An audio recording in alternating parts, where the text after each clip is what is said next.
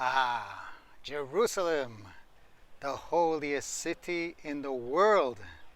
Holy for Muslims, holy for Christians, holy for Jews.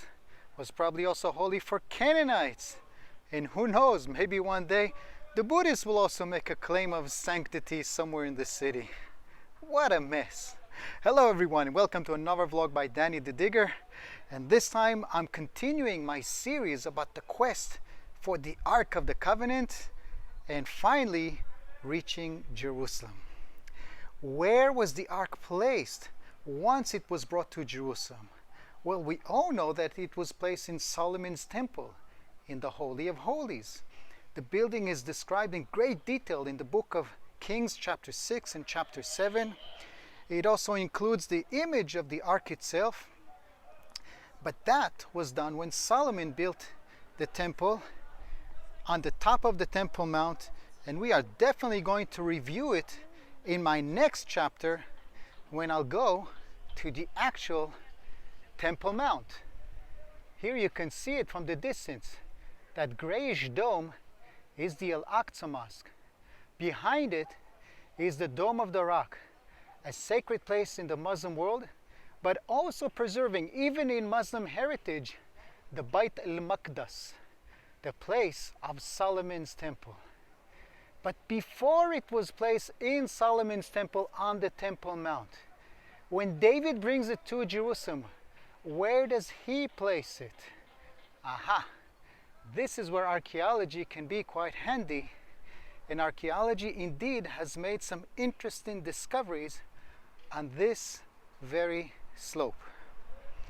First of all, to our left in the valley is the main vital water source of Jerusalem, the Gihon spring, down there. Today used by the local Arabs to wash their cars, but in ancient times it was the vital water source that enabled life here to begin with, both in Canaanite and in Israelite times. In the days of King Hezekiah, we hear about the king diverting the water to protect the city against the Assyrians. Archaeology has found that diversion canal. It's called Hezekiah's Tunnel. I will definitely devote one chapter in my vlog also to this site and to these events. But right now I'm asking, when David takes over Jerusalem, where does he put the ark? And there are some very interesting finds made in the last 20 years that could provide an answer to this very question. Follow me.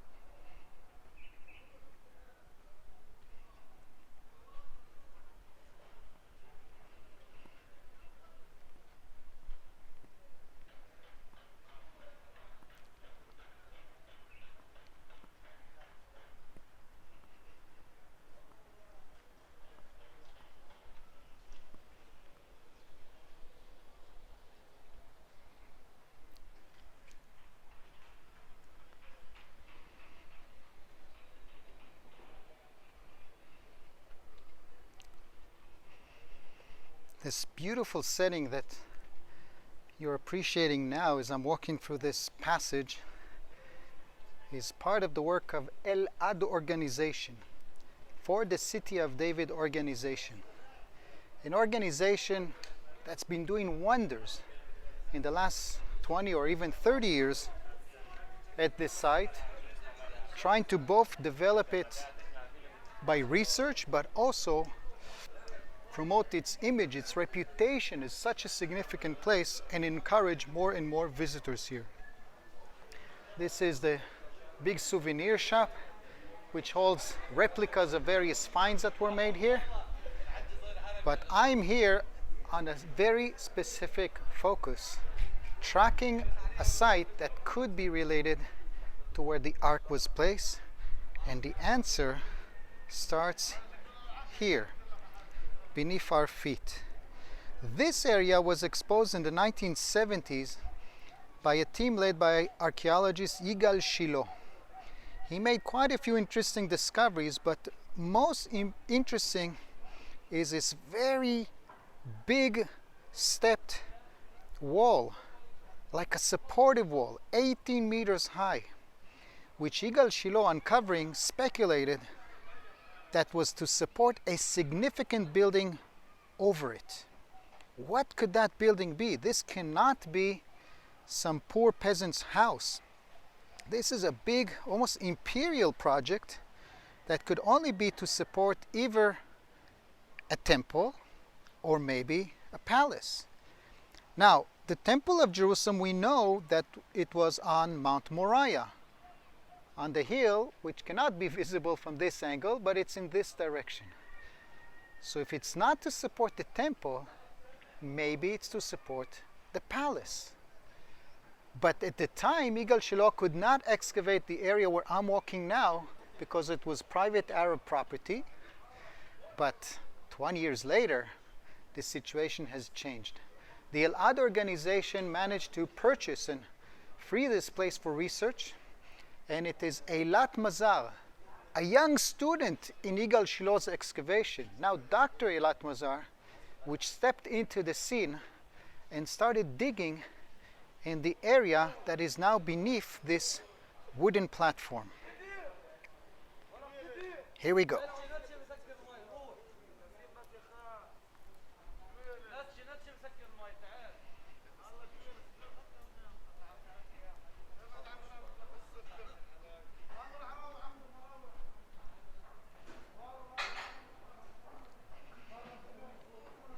Okay, there are quite a lot of archaeological finds scattered on both sides of this passageway, but first let's present them in context. And the context has to be that big retaining wall that I mentioned before.